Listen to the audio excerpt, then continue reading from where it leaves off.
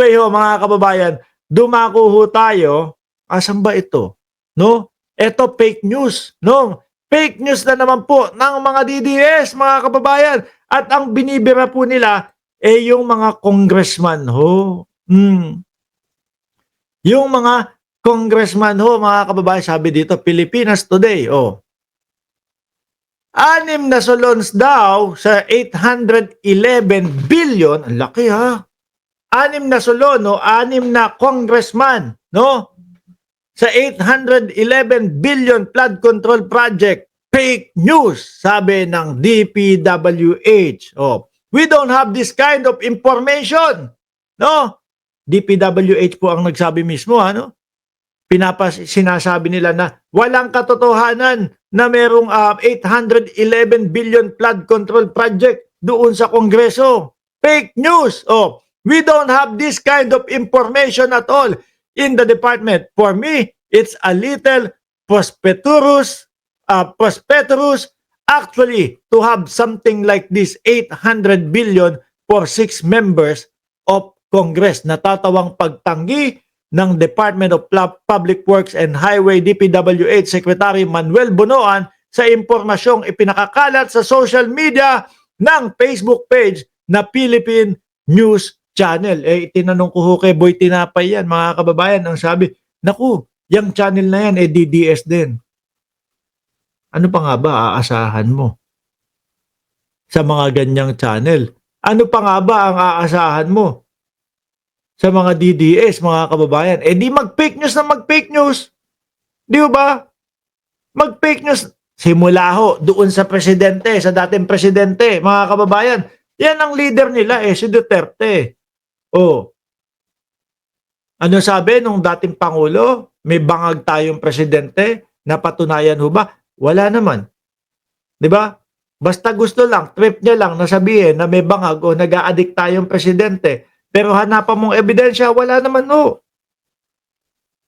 Di ba?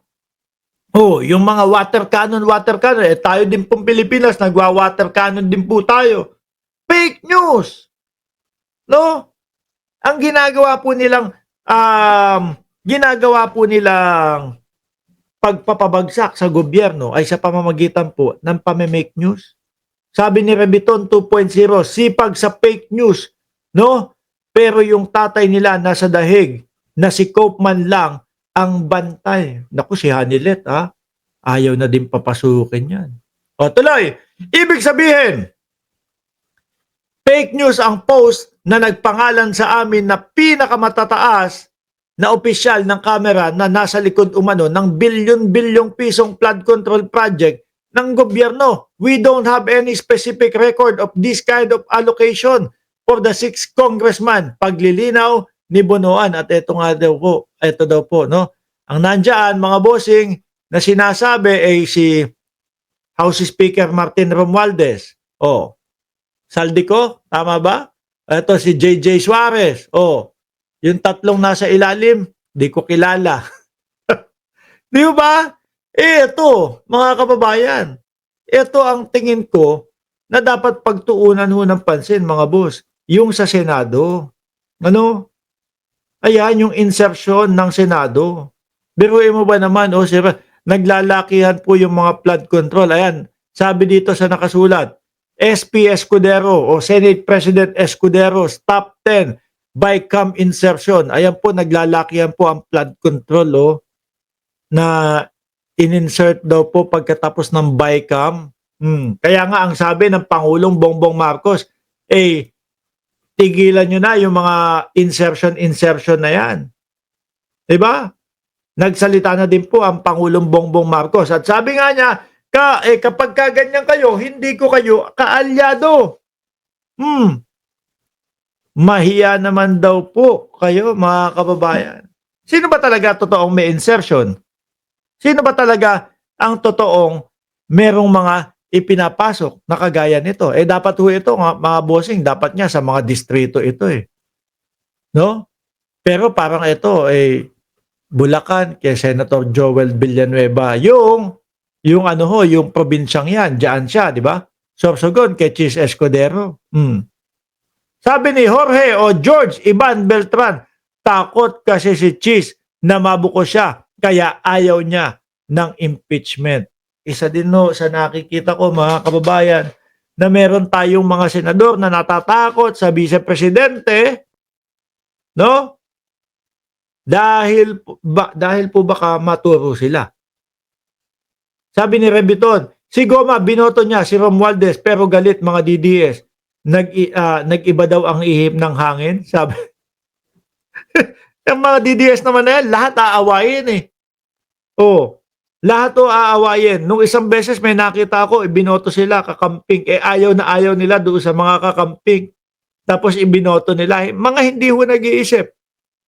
Di ba? Hindi nagre-research. No, basta, galit sa Marcos. Okay na yan. Ibig sabihin, DDS yan. Yung pala, yung naiboto nila, kakamping. Ayaw na ayaw nila doon. Nagulat sila, kinakamayan na ni De Lima, kinakamayan na po ni kinakamayan na ni Senator Pangilinan, nandun din si Trillanes. Sabi ni George Ivan, inaaway na nga nila si Marcoleta saglit lang. Kayo naman ang aga-aga niyong awayin si Marcoleta. Nasabi lang sa inyo na hindi ako Duterte Black. Masyado naman kayong matampuhin mga sulid, anak ng tinapa. Wala na ako nakikitang sulid dito, no? Isang bagsakan nga natin yung mga kasulid natin diyan. Lagi na lang tahimik yung mga kasulid natin diyan. Isang bagsak. Sulid. Sulid. Tapos may heart na green. Tsaka yung kamao. Wala na eh. Siguro nahihiya na hong mga magkomento dito sa ating channel, mga kababayan. Dahil kada magkukomento po, iisa lang ang sinasabi nila. Sulid Duterte pa din kami. Adik ka kasi, Mark Ramos. Pero pag pinagtapat nyo yung mukha namin dalawa, mas mukhang adik. Yung nagsasabi sa akin ng adik. Sulid, Barbie! Uy, nananahimik na si Baste. Huwag nyo nang lukuhin na Barbie. Diba? Hindi kasi Barbie naman talaga eh. Ay, Barbie, takbo na. Tapos sabi, congratulations, Tore. Ikaw na ang bagong champion. Di ka lang pumalag. Diba? Ngayon, balik tayo dito mga kababayan. Ayan yung mga insertion nila, sabi nga ni Chis bakit hindi nyo pansinin yung mga malalaking insertion? Samantalang ito, ilan lang daw ho mga kababayan. Maliit lang daw po ito. Magkano ba? Ilan ba kwentasyon nito, mga bossing? Saglit nga. Kunin ko yung cellphone ko. Meron dyan. Round up na lang natin, ha? Meron dito, 12.1.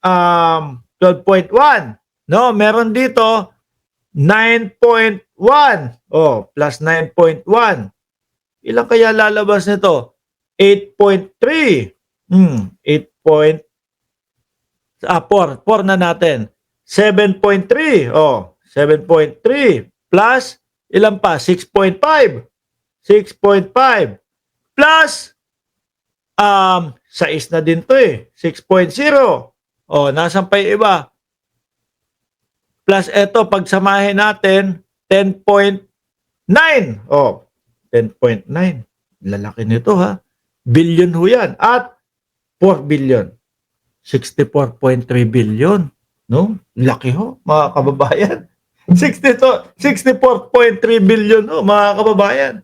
Tapos, ang ginagawa ng mga DDS, pinagbibintangan po yung mga congressman.